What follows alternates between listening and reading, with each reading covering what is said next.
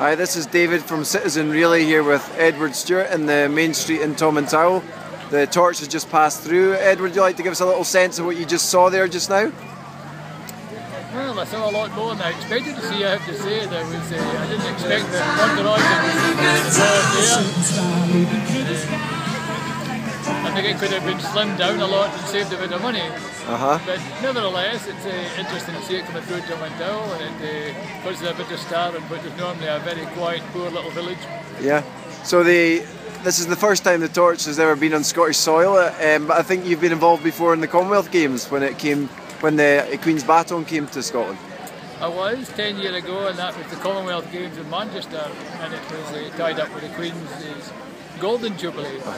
And in fact, I ran to this spot here in the square and down towards the Lex Road, and it was very interesting, and it was a lot of stir at the time. But I have to say, looking back now, I think there was about 50 people in the square gathered at the time, and there was a minibus and a couple of cars and maybe a couple of policemen as well. And how many people do you think were here today, Edward? Well, I heard they were expecting 3,000, and it looks like they might have been a bit right, I think. Yeah. And I see local businesses here today trying to drum up extra business, I guess, from the torch coming through. Is that important to the local area, that the torch, when it comes through, does generate extra business? Well, absolutely. There would be very little to be gained if it wasn't for a little bit of extra business to be generated. Yep. So, okay, it's an awful lot of very little, but nevertheless, there's a few people who get a bit better off financially as a result of it, I'd imagine.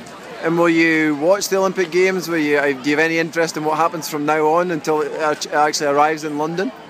I will be spending a bit of time watching the games. I'm not hugely into sport. I'm not all that interested in watching all of the sport. I prefer to be involved in it myself. So I like a sport you can participate in.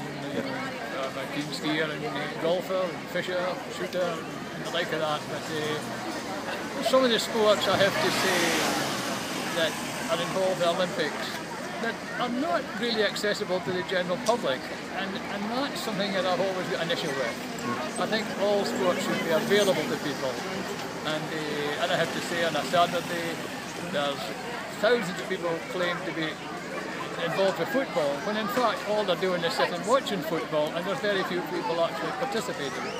In terms of that participation, what's going to happen in the village now? Is that the end of the celebrations, or is there other things organised in the village today? Well, I'm not sure.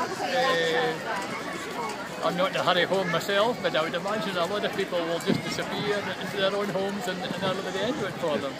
So, no, it might have been an idea if it had something else, just to hold people's attention for a wee while. Yeah. So, okay, well, thanks very much for your views, and enjoy the rest of the Olympic Games. Thank you.